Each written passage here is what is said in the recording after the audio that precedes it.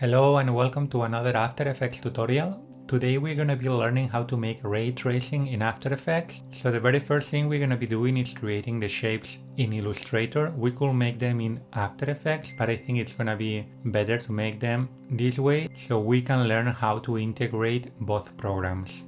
Okay, so let's go to Illustrator. We're gonna go to File, New File. I'm gonna give it the sizes of 1280 times 720, so then later on we don't have to really change them in After Effects and it will make things easier. So next thing, I'm gonna make sure I'm working RGB color. Okay, I'm gonna make sure also that whatever thing I draw in Illustrator doesn't have any outline or color by default. So I select the elliptical tool and I draw it. It's very simple, just make a click and drag, but if you want to change some parameter, just make a click. Okay, so you can change the radius, the segments, whatever parameter you want to change.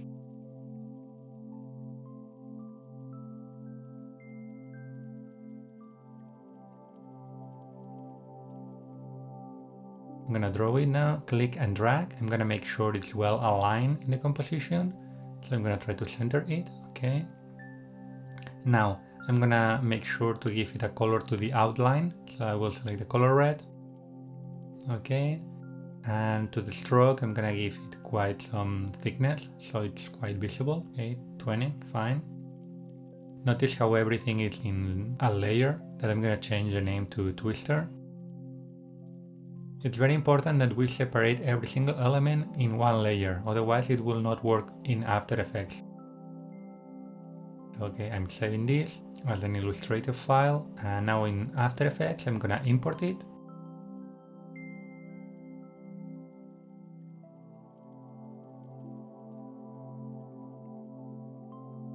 Import file, select it. It's very important that we import it as a composition, retain layer sizes. It's very important. Okay, import. This message, it's because I have ray tracing activated, so don't care. So now, inside the composition, I'm gonna create a new solid for the background. In this case, something gray.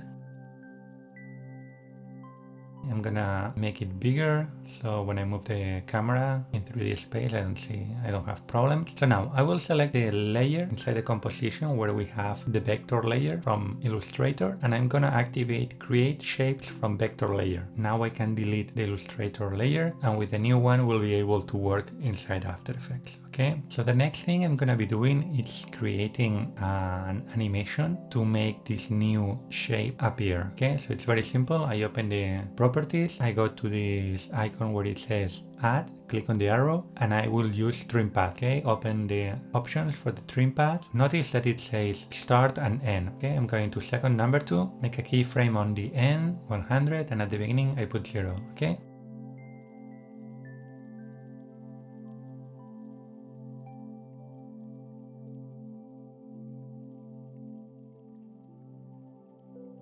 So this is what is going to be happening. Pretty cool and easy. Now, what if I want to change the direction, because now I'm starting from the end and I want to start from the center. So it's just very simple. I change the end parameters from 100 to 0 and the start to 100. Very simple. Okay, now working.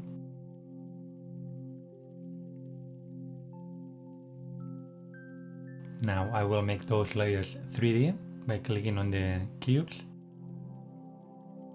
Create a new camera. I'm gonna make it something wide, like 20, 18 millimeters. Okay, what you see right now is because I have activated the ray tracing option over there, so I'm gonna turn back to classic 3D, which is what I should have had by default. So now I will create spotlight, point light, whatever.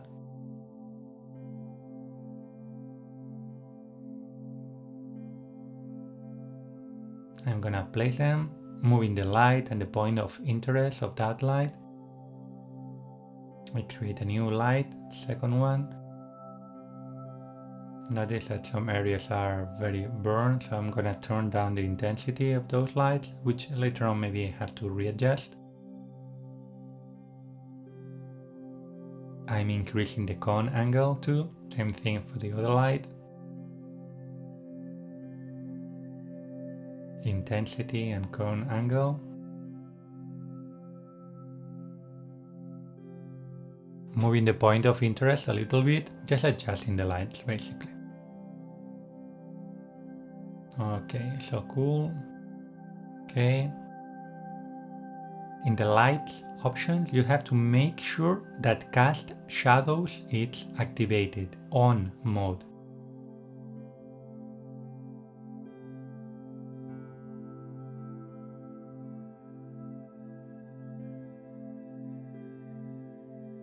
Now I'm gonna create a null object to control the camera. Okay, create the null and I parent the camera to the null object.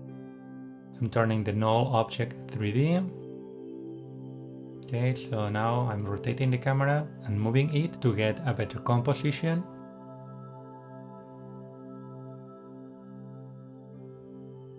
Something like that. So now it's the time to turn it to ray trace. Just click on that icon where it says render. Make sure that you have your render options low, like 2, 3 and on box. So this way the preview will go faster.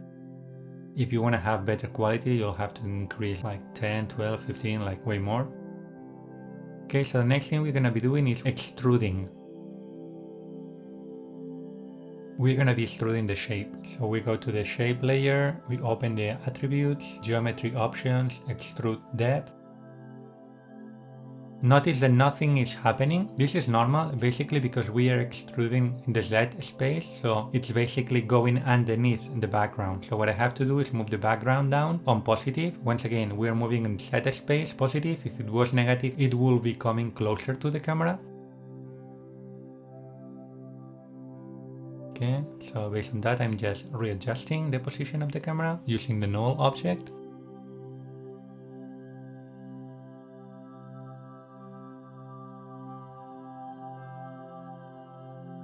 So now I'm gonna bevel the shape.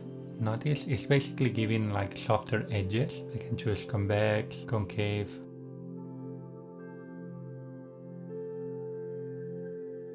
Notice the difference, like pretty obvious if you increase the bevel depth.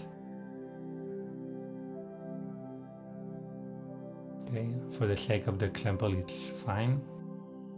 So now we have to go to the material options and change the cast shadows on. This basically activates the object to make shadows.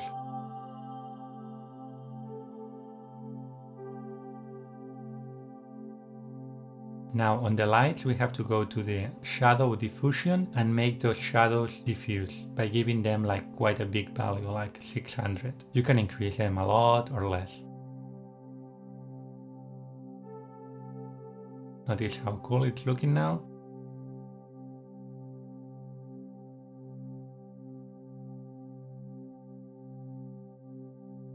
This is a quick preview.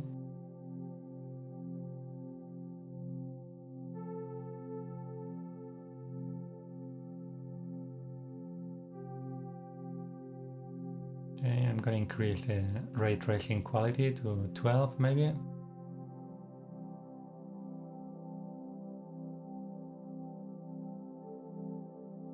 So this is all for today. I hope this was enjoyable for you, that you learned something. You saw that it's very simple to bring shapes from Illustrator to After Effects and animate them, extrude them, and give them a ray trace render. Okay, so see you in next tutorial. Thank you for watching.